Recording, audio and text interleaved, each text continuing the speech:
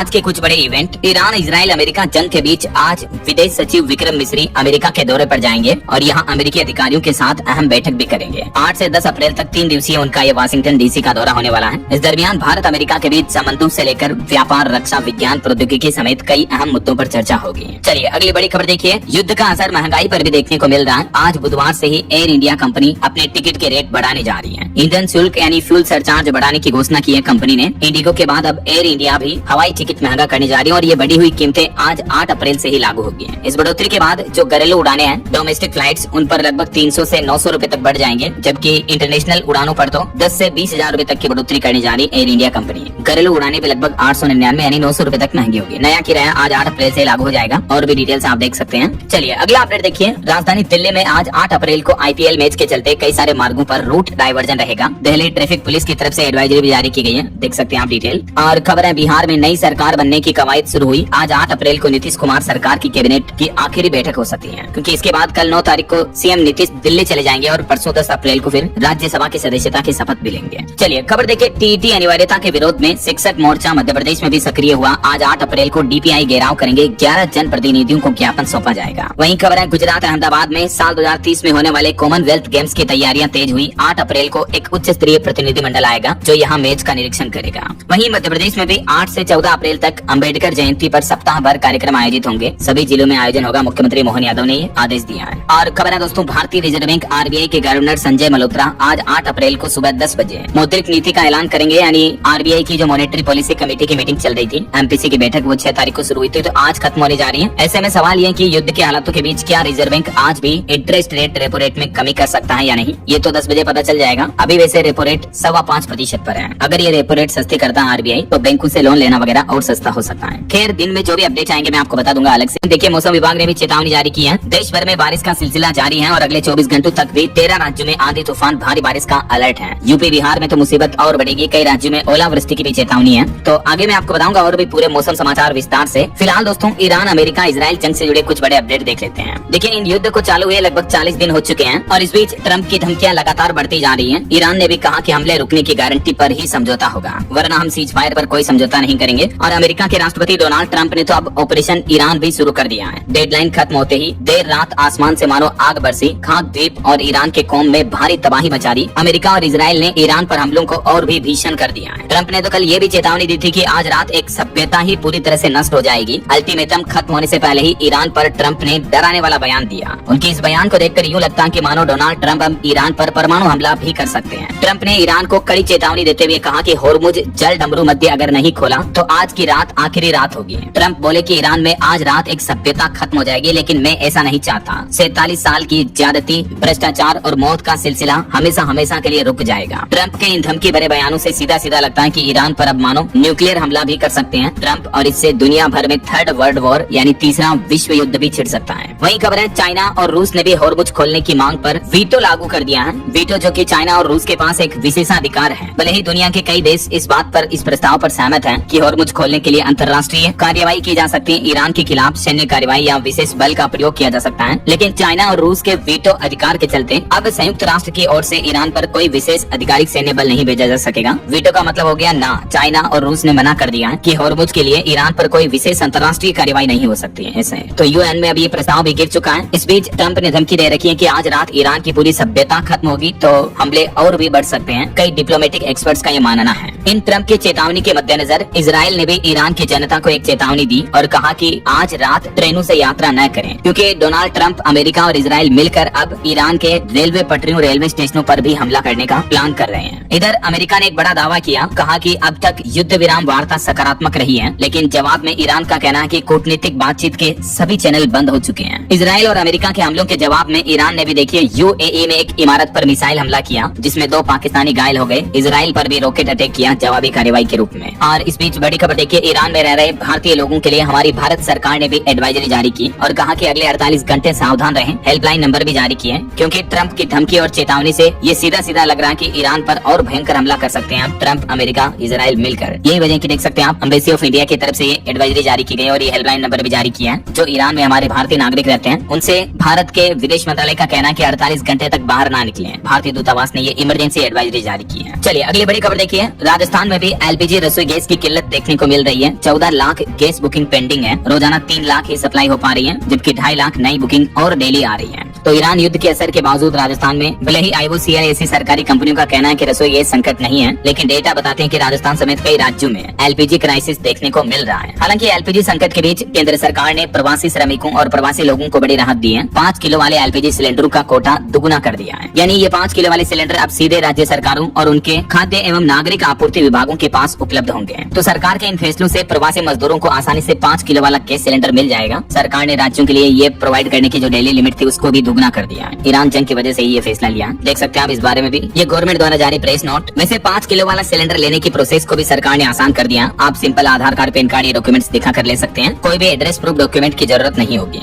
ये पूरा प्रोसेस क्या होगा 5 किलो सिलेंडर खरीदने का, डिटेल्स आप देख सकते हैं। चलिए अगली बड़ी खबर देखिए दोस्तों। ईरान की तेल लाइफलाइन पर भी अमेरिका ने बड़ा हमला किया। खार्ग द्वीप मानो जंग का मैदान बन गया, क्योंकि ईरान के लिए ये खार्ग द्वीप बहुत ही महत्वपूर्ण है। 90% तेल निर्यात का केंद्र है ये। यही वजह कि अमेरिका और इजराइल अब हमलों में इस द्वीप को निशाना बनाना शुरू कर चुके हैं। अमेरिका और ईरान तनाव के बीच ट्रंप की नई चेतावनी के बाद कच्चे तेल की कीमतों में भी भारी उछाल देखने को मिला। क्रूड ऑयल की कीमतें MCX पर रिकॉर्ड प्राइस पर पहुंच गई हैं। $119 प्रति बैरल के रेट पर पहुंच गया क्रूड ऑयल का भाव। भारतीय रुपए में देखा जाए तो 10,888 रुपए प्रति बैरल पहुंच गया। इधर भारत सरकार ने एक और फैसला लिया। 11 महीने बाद भारत ने खरीदा वेनेजुएला का क्रूड ऑयल। रिफाइनरी सेक्टर को बड़ा बूस्ट मिलेगा। कई महीनों बाद आखिरकार अब वेनेजुएला से भारत ने क्रूड ऑयल कच्चे तेल का आयात शुरू कर दिया है और इसी महीने अप्रैल में 10 से 12 मिलियन बैरल तेल आने की उम्मीद है। इधर डोनाल्ड ट्रंप भी प्लान कर रहे हैं कि हॉर्मुज रूट पर भी अब वो कब्जा कर लेंगे और हॉर्मुज से टोल वसूलेंगे। लेकिन उधर ईरान भी ये चाहता है कि हॉर्मुज रूट पर हमारा ही कब्जा रहेगा और हम भी यहाँ से टैक्स लेंगे ऐसा। और खबर है ईरान ने उसके परमाणु केंद्रों पर हमले के लिए संयुक्त राष्ट्र एवं IAEA को भी पत्र लिख करके अमेरिका इजराइल पर तत्काल कार्रवाई की मांग की है। और LPG गैस सिलेंडर पर एक अच्छी खबर आ रही दोस्तों। क्राइसिस के बीच सिलेंडर की कीमतों में भारी कटौती हो सकती है। 317 रुपए तक दाम कम हो सकते हैं। जी हाँ, दरअसल प्रधानमंत्री नरेंद्र मोदी को गैस पर से टैक्स हटाने के लिए chamber of trade and industry CTI की ओर से एक पत्र भेजा गया है। तो अगर केंद्र सरकार इस पत्र पर विचार करती है और इसको लागू कर देती है तो गैस की दरें 317 रुपए तक सस्ती हो जाएगी। देखते हैं आगे सरकार आखिर इस पर क्या फैसला लेती है।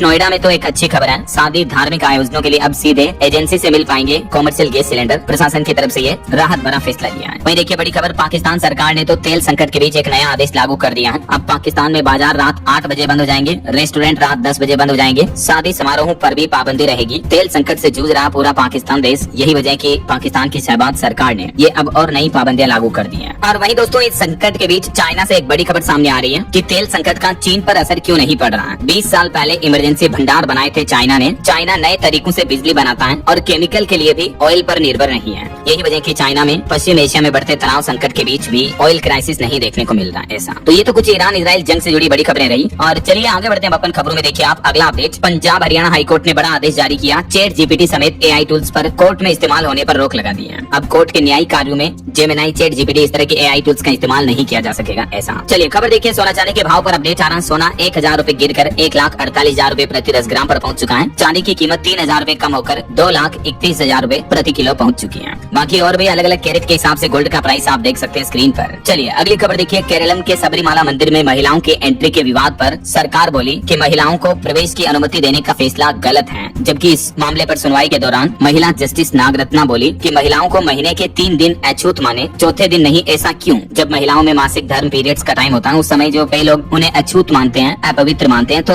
इस पर सुप्रीम कोर्ट के जजों ने सुनवाई करते हुए इसे एक तरह से सामाजिक बुराई बताया है। बाकी देखते हैं आगे इस मामले पर 16 अप्रैल तक दलीलें दी जा सकेगी। उसके बाद सुप्रीम कोर्ट का फाइनल फैसला क्या आता है। जो भी अपडेट आएगा मैं आपको बता दूंगा। खबर, देश के रक्षा मंत्री राजनाथ सिंह बोले कि पाकिस्तान कितने टुकड़ों में बटेगा भगवान ही जाने। बंगाल में अगर पाकिस्तान ने नजर डाली तो नतीजा बुरा होगा। अभी एक दिन पहले आपको बताऊंगा पाकिस्तान के PM ने बयान दिया था कि भविष्य में हम कोलकाता को निशाने पर लेंगे। तो उसी का जवाब देते हुए रक्षा मंत्री राजनाथ सिंह ने पाकिस्तान को ये मुंह तोड़ 2 टूक जवाब दिया। चलिए खबर है दोस्तों, राजधानी दिल्ली में अब घर खरीदना और बनाना आसान होगा। राजधानी में TOD नीति को केंद्र सरकार की मंजूरी मिल चुकी है। TOD का फुल फॉर्म है ट्रांजिट ओरिएंटेड डेवलपमेंट। ये सरकार की एक नई पॉलिसी है। इसके तहत घर बनाने वाले को, कंस्ट्रक्शन का कार्य चलाने वालों को राहत मिलेगी। ये TOD पॉलिसी के कुछ मुख्य बिंदु की डिटेल्स भी आप देख सकते हैं स्क्रीन पर। और दिल्ली विधानसभा सुरक्षा चौक पर भी एक बड़ा बड़ा अपडेट सामने आ रहा। इस घटना के टाइम ड्यूटी पर तैनात सभी पुलिस कर्मियों को तत्काल प्रभाव से सस्पेंड कर दिया है। इस मामले की जांच अभी भी जारी है। अभी एक दिन पहले आपको बताऊंगा, दिल्ली विधानसभा में एक अनजान शख्स कार से आता है और गमला रखकर चला जाता है। तो अब इस मामले की जांच में पता चला कि ये जो आरोपी है, ये 5 दिन से अपने घर से लापता था। परिवार से एक बार बात की लेकिन लोकेशन नहीं बताई। किसान आंदोलन का समर्थक भी रह चुका है। सीसीटीवी तस्वीर भी सामने आ रही है शख्स की, देख सकते हैं आप। चलिए खबर है, शिक्षा में जाति और पात के बजाय गुणवत्ता को दी जाए प्राथमिकता। उत्तर प्रदेश की राज्यपाल आनंदीबेन पटेल ने राजभवन में बैठक की और ये अहम बयान दिया। और यूपी से एक और अच्छी खबर आ रही कि उत्तर प्रदेश के टेक्निकल कॉलेजों में शुरू होंगे ड्रोन और डिफेंस जैसे नए कोर्स भी हैं। राज्यपाल ने सभी स्कूल यूनिवर्सिटी कॉलेजों को ये निर्देश भी जारी किया। वहीं दोस्तों स्टूडेंट के लिए एक और अपडेट है, सीए फाइनल परीक्षा के शेड्यूल में बड़ा बदलाव किया गया। अब साल में 2 बार होगी सीए फाइनल की परीक्षा। स्टेक होल्डर से मिले फीडबैक के आधार पर ये फैसला लिया गया है। हालांकि सीए फाउंडेशन और इंटरमीडिएट की परीक्षाओं में कोई बदलाव नहीं किया गया है। चलिए खबर देखिए, अभी कुछ राज्यों में विधानसभा चुनाव के बाद 22 राज्यों और केंद्र शासित प्रदेशों में भी एसआईआर अभियान होगा। 39 करोड़ वोटर इसके दायरे में आएंगे। बंगाल में तकरीबन 91 लाख लोगों के नाम कटेंगे एसआईआर अभियान के बाद।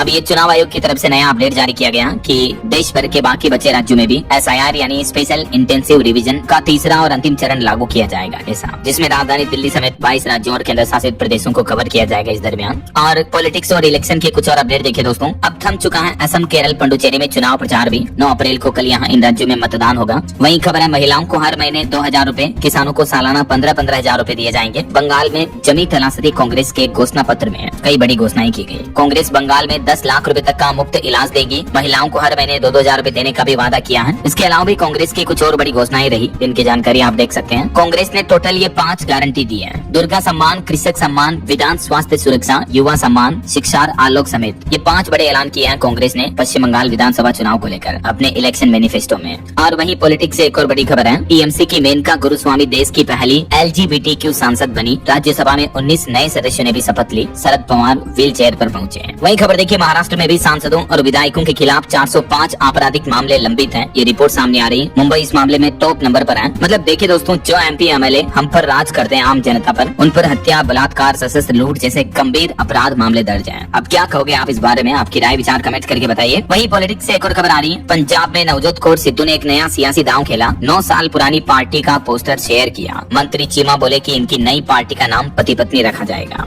और केरल विधानसभा चुनाव के लिए भी 76,000 से ज्यादा सुरक्षा कर्मी तैनात किए गए। तैयारियां पूरी हुई। वहीं झारखंड में इस बार OBC आरक्षण के आधार पर होंगे पंचायत चुनाव। पंचायती राज मंत्री दीपिका पांडेय ने भी इस बारे में बात कही है। तो ये कुछ इलेक्शन का माहौल चल रहा है। और अगली बड़ी खबर देखिए, जम्मू कश्मीर में 16 साल से फरार एक पाकिस्तानी आतंकी गिरफ्तार हुआ है। ये लश्कर का मेंबर था। एक साथी और 3 मददगार भी पकड़े गए। और मणिपुर बम हमले में भी 2 बच्चों की मौत के बाद हिंसा और भड़क गई। प्रदर्शनकारियों ने CRPF कैंप पर भी हमला किया। जवाबी फायरिंग में 2 लोगों की जान भी चली गई। कई गाड़ियों को भी जला दिया। मणिपुर के बिष्णुपुर जिले में एक बार फिर से उग्रवादियों का तनावपूर्ण माहौल देखने को मिल रहा है। और बैंक खाता वालों के लिए सुप्रीम कोर्ट का ये बड़ा फैसला देखिए कि बैंक खाता फ्रॉड घोषित करने से पहले सुनवाई जरूरी है। सुप्रीम कोर्ट ने कहा कि उधार लेने वाले को नोटिस और जवाब का मौका देना ही काफी है। सुप्रीम कोर्ट ने बैंकिंग से संबंधित एक मामले पर सुनवाई करते हुए कहा कि तय प्रक्रिया का पालन करने से न्याय भी होगा और गलत फैसले की संभावना भी कम होगी। सुप्रीम कोर्ट ने कहा कि अगर बैंक किसी खाते को फ्रॉड घोषित करता है तो उससे पहले उधार लेने वाले को आमने सामने पर्सनल सुनवाई का मौका देना जरूरी नहीं है। कोर्ट ने कहा कि नोटिस देना और जवाब का मौका देना ही काफी है। ऐसा बहरहाल अभी तो अपन कुछ और महत्वपूर्ण और काम की खबरें देखेंगे दोस्तों, लेकिन फिलहाल वक्त तो चला है आज के ताजा मौसम समाचार जानने का। तो देखिए, मौसम विभाग की तरफ से बड़ी चेतावनी जारी की गई है। उत्तर प्रदेश, राजस्थान समेत देश के 20 राज्यों में आंधी बारिश का अलर्ट है। पहाड़ी राज्य उत्तराखंड में बर्फबारी चल रही है। दिल्ली, पंजाब में भी ओले गिरेंगे।